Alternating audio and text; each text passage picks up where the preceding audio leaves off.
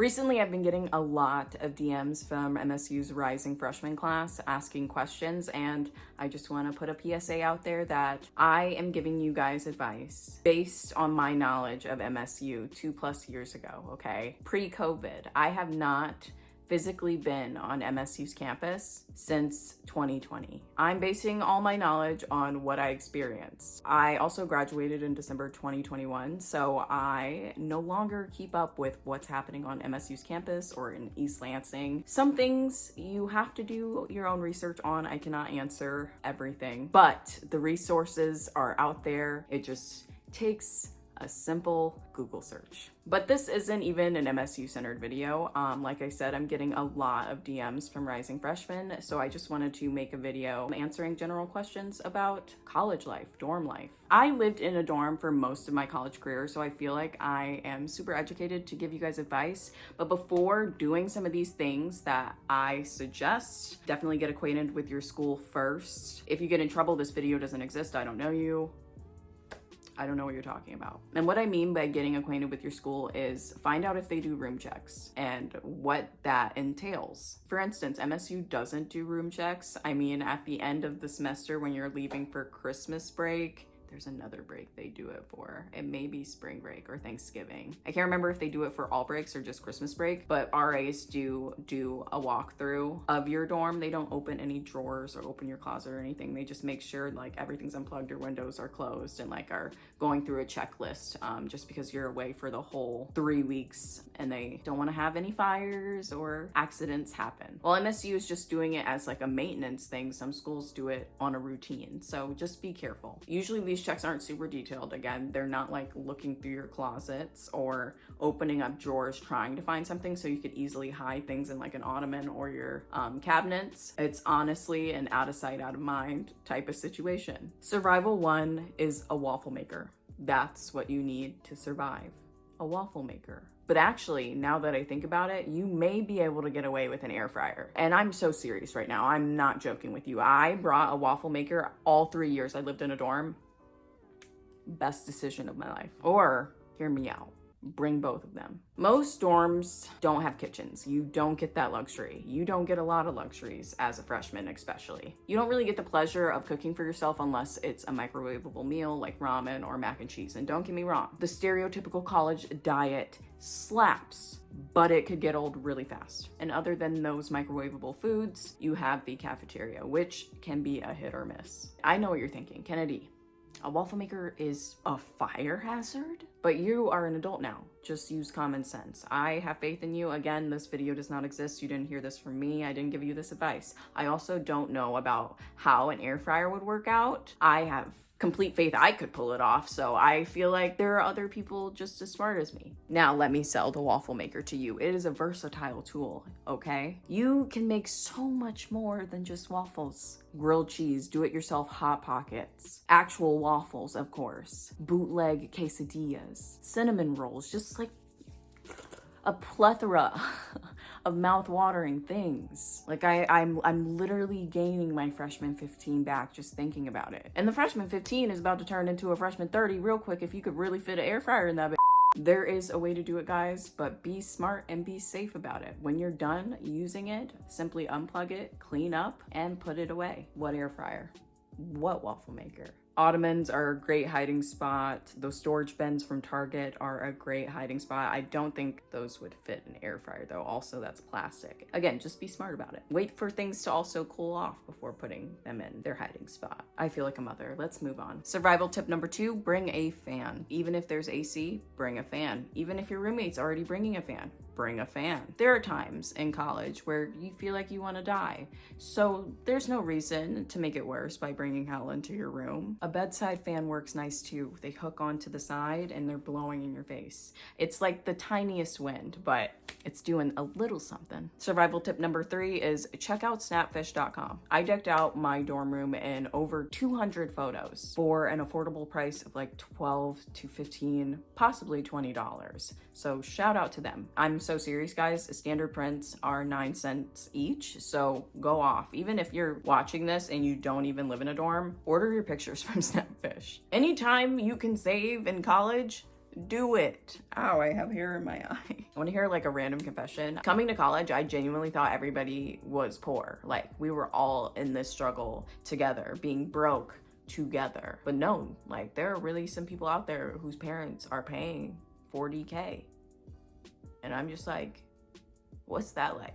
Survival tip number 4 is Amazon Prime. Steal your parents' account. Get one with your friend. Students actually can sign up for free for 6 months, I believe, on Amazon Prime. Also, you can just keep making fake emails and getting free trials if it comes down to it. Amazon is a must-have because that's honestly where I got most of my decor, like my lights and some of my tapestries and paintings. So I will link some fun things down below if you need some inspo. You can also find cool decor on apps like Etsy or websites like Redbubble, or the last minute Target trip you make the day of as you move in. While you're at it, go ahead and order command strips too, because those will be your savior. Most walls in colleges are cement, so you cannot put thumbtacks through. So do yourself a favor and order those right now. Survival tip number 5 is leave your door open. Your RA may already have you do this, but leaving your door open is a great way to make friends. Use the decorations you buy to your advantage. Be strategic about it. Order something purposely you know will catch somebody's attention as they walk by, just so they will start a conversation with you. This is literally what happened to me.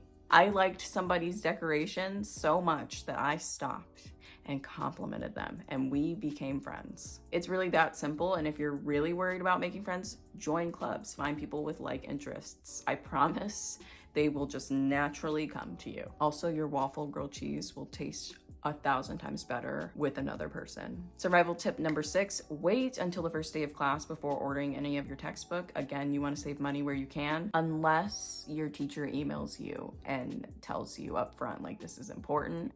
Even then, I'm still hesitant, but I have trust issues. Don't buy your books, rent. Chegg is a great place. There's also probably so many bookstores on your campus. I'm also going to link down below a free online library, which may or may not have your textbooks. Check it out. I used this website for some of my textbooks. It doesn't have everything, but it has a lot of things. So I didn't say anything. I don't know what I'm talking about. That was a horrible wink. Ew, I heard my eye make a noise and I actually want to vomit. Survival tip number 7, do not study in your room. You get easily distracted in your room. Use your room as a place to relax, unwind, and sneak in some wine. That was a better wink. Most dorms come with a desk. Yes, clap for the heavyweight champ, me. But I cannot do it all alone. It's easy to get distracted. So go out and find a different spot. You could go to the library, or for instance, if you go to MSU, there are a bunch of places you can sit outside and study when it's nice. It is winter, like a lot of the year. There also is a study hall on each floor or the main floor. Survival tip number 8 is loft your bed if you can. Sometimes this isn't an option depending on your dorm's bed type, but if it is, definitely do it. Yes, on those long party nights, it's going to feel like climbing into Mount Everest. But if you can't do it, you have a lofted bed.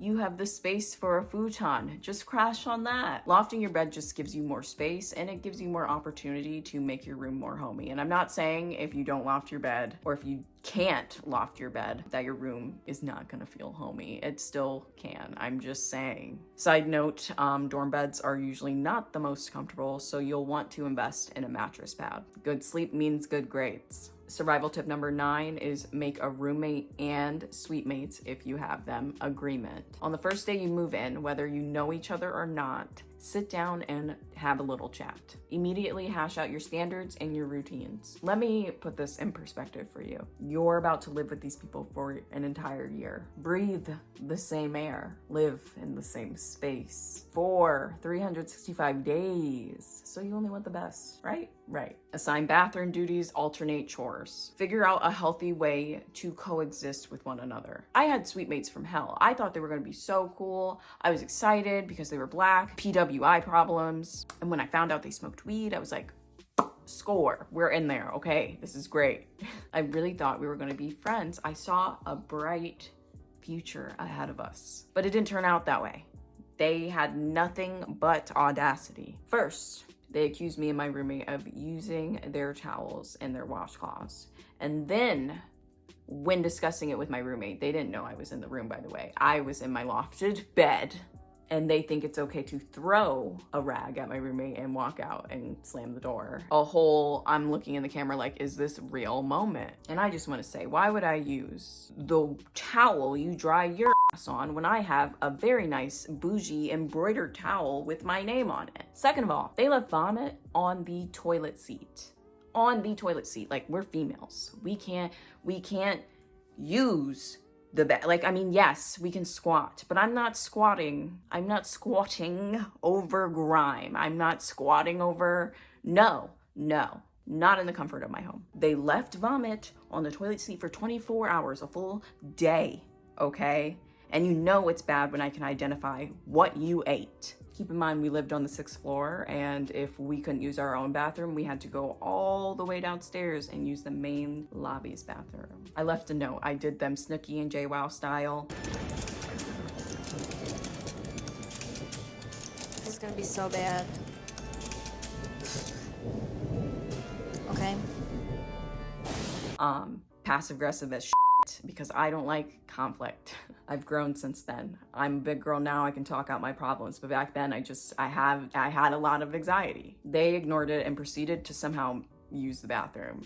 They were disgusting. I could vomit just thinking about it. They also would leave their hair everywhere. I personally would brush my hair outside of the bathroom just because I know I shed like a dog. Dorm life teaches you a lot about who has home training and who was raised in a barn. So if you want to avoid problems like that, talk it out early or just live in a dorm with community bathrooms. Again, that'll teach you who was raised in a barn, but at least you don't have to clean the mess. Survival tip number 10, no matter what the bathroom situation and arrangement is, bring shower shoes. If you don't, you are being judged severely. Always wear shoes and flip-flops in the showers. I don't care how clean those floors look. Just do it. You're worth more than that, okay? Survival tip number 11 is lock your doors and watch your when you are doing the laundry because yo will get stolen. College is not a game. Like MSU, we used to get like daily alerts. Someone's bike was stolen.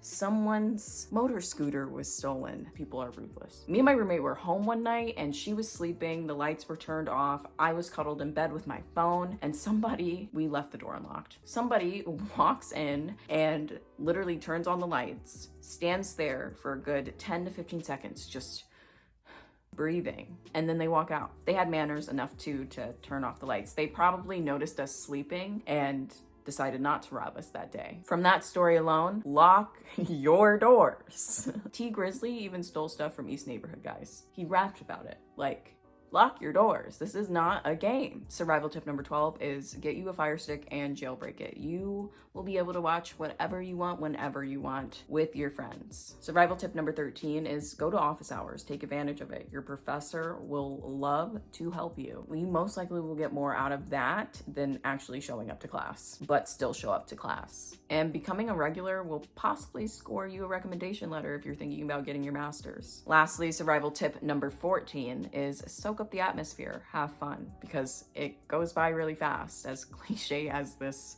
all sounds. Look at my diploma sitting back there, like the bad she is. It'll be over before you know it, so enjoy it while it lasts. Take advantage of every single opportunity that approaches you. It's okay to have anxiety, but rule your mind. Don't let it rule you. And take lots of pictures. Good luck, guys. Comment down below any cool recipes you make in the waffle maker, please and thank you. Comment about other stuff too, but mainly that. I need new recipes and I'm curious. Thank you so much for watching. Don't forget to like, subscribe, all that jazz. Namaste. Have a nice day, guys.